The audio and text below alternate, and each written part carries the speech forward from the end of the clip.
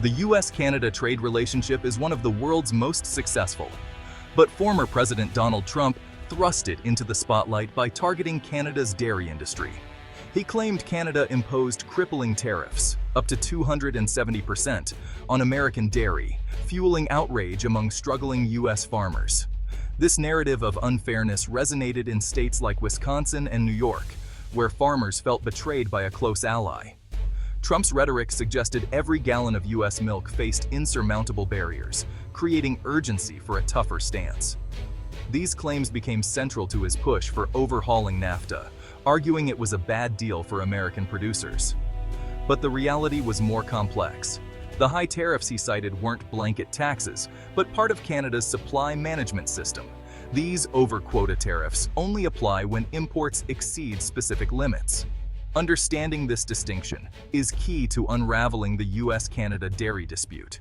The real issue lies in Canada's system to protect its dairy industry by controlling production and imports. The high tariffs are just one tool in a broader system, not the whole story. Trump's claims ignited debate, but the facts reveal a more nuanced reality, where trade is freer than the headlines suggest. To understand the dispute, let's define two terms: tariffs and quotas. A tariff is a tax on imports, making foreign goods more expensive. A quota limits how much can be imported. Canada uses both for dairy in a system called a tariff rate quota, or TRQ. Here's how it works. Canada sets a quota for U.S. dairy imports that can enter with little or no tariff. Within this quota, American cheese, milk, and yogurt can enter duty-free. The 270% tariff Trump mentioned only applies to imports above that quota, meant to discourage excess and protect Canadian farmers. So, the high tariff isn't a blanket tax, it's a penalty for exceeding the quota. This system allows for significant trade while protecting domestic producers. Many countries use similar systems for sensitive agricultural products. The real debate is about how these quotas and tariffs function in practice, not just their existence. The headlines focus on the high tariff, but the real story is in the details of how the system works. Trump's renegotiation of NAFTA led to the USMCA aiming to open Canada's dairy market to more U.S. products. The USMCA increased tariff-free quotas for U.S. dairy, giving American farmers access to a larger share of Canada's market. This was hailed as a victory, allowing more U.S. dairy to enter Canada without tariffs. However, the deal didn't eliminate Canada's supply management system or the steep over-quota tariffs. The fundamental structure of Canadian dairy protection remained intact. Despite the expanded quotas, the high tariffs Trump criticized stayed in place. Confusion followed, with Trump later claiming incorrectly that Canada raised tariffs after he left office. In reality, the tariff rates remained unchanged under the USMCA. The agreement improved U.S. access incrementally, not radically. It modified the system, but left the core protections for Canadian dairy in place. The real change was more market access, not a dismantling of the system. The framework of high over-quota tariffs remains for the future. Despite the rhetoric, U.S. dairy exports to Canada have grown steadily, making Canada a top market for American producers. The U.S. consistently runs a large dairy trade surplus with Canada, selling far more than it buys. In recent years, U.S. dairy exports to Canada have reached over $750 million annually. This growth has happened almost entirely within the tariff-free quota system. American producers have expanded sales without paying the high over-quota tariffs. In fact, the U.S. rarely fills its available duty-free quotas. Most American dairy exports never face the steep tariffs Trump described. The real obstacle, according to U.S. industry groups, is how Canada allocates import licenses, not the tariffs themselves.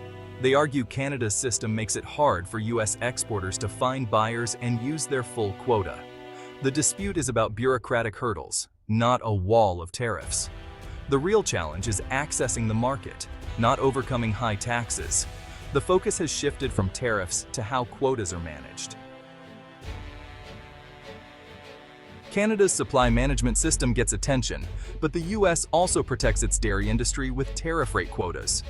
The U.S. sets limits on foreign dairy imports, applying higher tariffs once quotas are filled. This supports American farmers by preventing a flood of cheaper imports.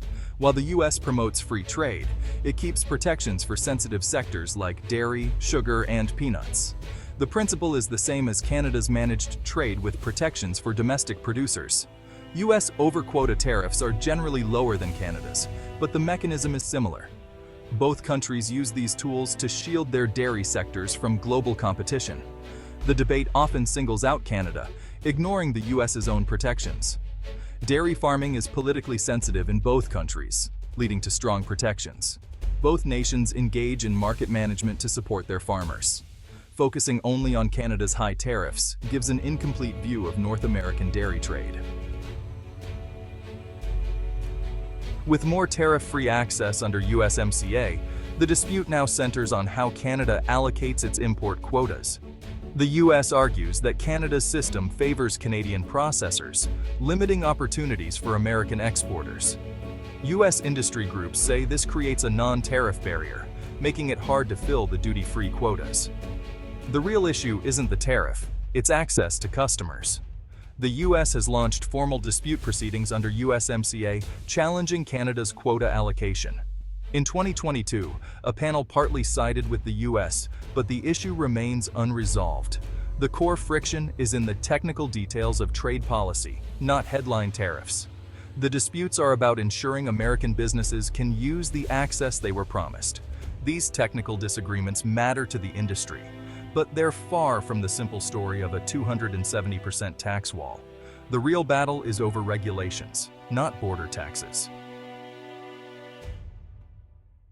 Trump's statements about Canadian dairy tariffs were often misleading. His claim of a 270% tax ignored the fact that U.S. dairy enters Canada tariff-free within quota limits. U.S. exporters have never come close to hitting those limits, so the high tariff is rarely, if ever, applied. Trump also claimed Canada raised tariffs under Biden, but the rates haven't changed since USMCA. The agreement he signed left the tariff structure intact. These inaccuracies painted Canada as an unfair partner, fueling political support for a new deal. In reality, U.S. dairy exports to Canada have grown, not suffered. Repeating the high tariff number without context distorted the true state of trade. The real disputes are about quota management, not tariffs. Setting the record straight means looking past political rhetoric to the facts.